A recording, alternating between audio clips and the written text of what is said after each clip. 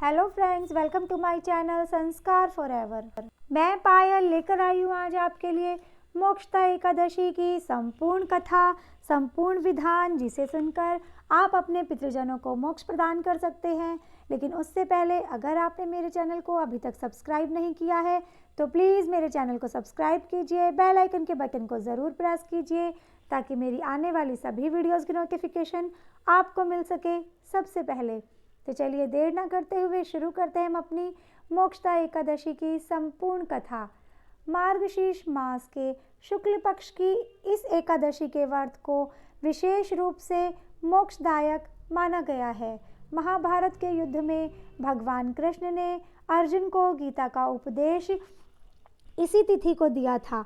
यही कारण है कि मोक्षदा एकादशी को गीता जयंती भी मनाई जाती है। आज भगवान कृष्ण के दामोदर रूप की पूजा की जाती है। इस व्रत का विधान भी उत्पन्ना एकादशी के समान ही है। उत्पन्ना एकादशी का संपूर्ण वृतांत सुनने के पश्चात धर्मराज युधिष्ठिर ने भगवान श्री कृष्ण से कहा, हे मधुसूदन, आप तीनों लोकों के स्वामी, सभी को सुख देने वाले और जगत के पति हैं। मैं आपको नमस्कार करता हूँ। हे देव, आप सबके हितैषी हैं, इसीलिए मेरे इस संशय को दूर कीजिए कि मार्गशीर्ष शुक्ला एकादशी का नाम क्या है, उस दिन कौन से देवता की पूजा की जाती है और उसकी विधि क्या है। भगवान, आप मेरे इन प्रश्नों का विस्तार पूर्वक उत्तर देने की कृपा कीजिए। भगवान श्री कृष्ण ने उत्तर दिया, हे धर्मराज, तुमने बड़ा उत्तम प्रश्न पूछा है। इससे आपका यश संसार में फैलेगा, सो आप ध्यान पूर्वक सुनिए। मार्गशीर्ष शुक्ला एकादशी अनेक पापों को नष्ट करने वाली है। इसका नाम मोक्षदा एकादशी है।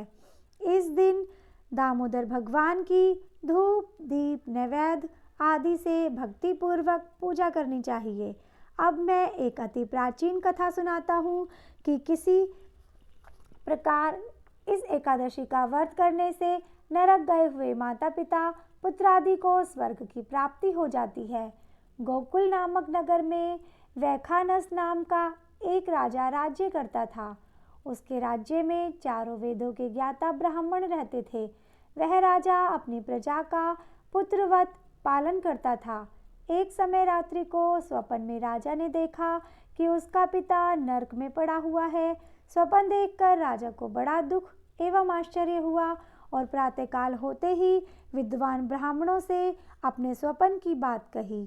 राजा ने कहा, हे ब्राह्मणों, रात्रि को स्वप्न में मैंने अपने पिता को नरक में पड़ा हुआ देखा और उन्होंने मुझसे कहा है कि हे पुत्र, मैं नरक भोग रहा हूँ, मेरी यहाँ से मुक्ति करो।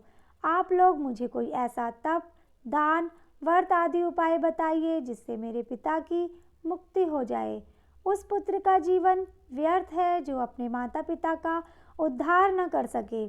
एक उत्तम पुत्र जो अपने माता पिता तथा पूर्वजों का उद्धार करता है, वह 1000 मूर्ख पुत्रों से अच्छा है। राजा के ऐसे वचन सुनकर ब्राह्मण कहने लगे, हे राजन, यहाँ समीप ही भूत, भविष्य और वर्तमान के ज्ञाता पर्वत ऋषि का आश्रम है। आपके प्रश्नों का उत्तर वे भली भांति दे सकते हैं। ऐसा सुनकर राजा पर्वत मुनि के आश्रम में गया। उस आश्रम में अनेकों शांत चित्त योगी और मुनि तपस्या कर रहे थे। उसी जगह चारों वेद के ज्ञाता साक्षात ब्रह्मा के समान पर्वत मुनि बैठे थे। राजा ने वहां जाकर उनको साष्टांग प्रणाम किया। पर्वत मुनि ने राजा के आने का प्रयोजन पूछा। राजा ने कहा, हे महाराज, आपकी कृपा से मेरे राज्य में सब कुशल है, परंतु अकस्मात एक विघ्न आ गया है जिससे मेरे हृदय में अत्यंत अशांति हो रही है। यह सुनकर पर्वत मुनि ने एक क्षण के लिए आंखें बंद की और भूत एवं भविष्य के बारे में विचारने लगे। फिर बोले, हे राजन, मैंने अपने योग बल से तुम्हारे पिता के सब कुकर्मों को जान लिया है। उन्होंने पूर्व जन्म में सौत के कहने पर अपनी दूसरी कामातुर पत्नी को ऋतुदान मांगने पर भी नहीं दिया था। उसी पाप के फल से तुम्हारे पिता को नरक भोगना पड़ रहा है। तब राजा बोला, हे महात्मन, मेरे पिता के उद्धार के निमित्त कोई उपाय बताइए। पर्वत मुनि बोले, हे राजन, मार्गशीर्ष शुक्ला एकादशी को उपवास करके उसके पुण्य को अपने पिता को संकल्प कर देना। उस एकादशी के पुण्य के प्रभाव से अवश्य ही आपके पिता की मुक्ति होगी। मुनि के वचनों को सुनकर राजा अपने महल में वापस आ गया और कुटुंब सहित इस मोक्षदा एकादशी का व्रत किया। फिर उस उपवास के पुण्य को राजा ने अपने पिता को अर्पण कर दिया। उस पुण्य के प्रभाव से राजा के पिता को नरक से मुक्ति मिल गई और वह स्वर्ग को चले गए। मार्गशीर्ष मास के शुक्ल पक्ष की इस मोक्षदा एकादशी का व्रत करने वाले के समस्त पाप नष्ट हो जाते हैं और अंत में उसको स्वर्गलोक की प्राप्ति होती है। इस व्रत से बढ़कर मोक्ष देने वाला अन्य कोई व्रत नहीं है।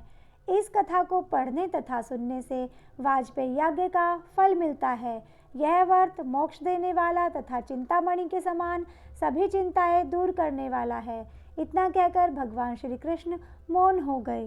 तो फ्रेंड्स, मुझे उम्मीद है आपको मोक्षदा एकादशी की कथा अच्छी लगी होगी। अगर आपको मेरी वीडियो पसंद आई हो तो प्लीज़ मुझे कमेंट बॉक्स में लिखकर ज़रूर बताइए, क्योंकि संस्कार अपनाना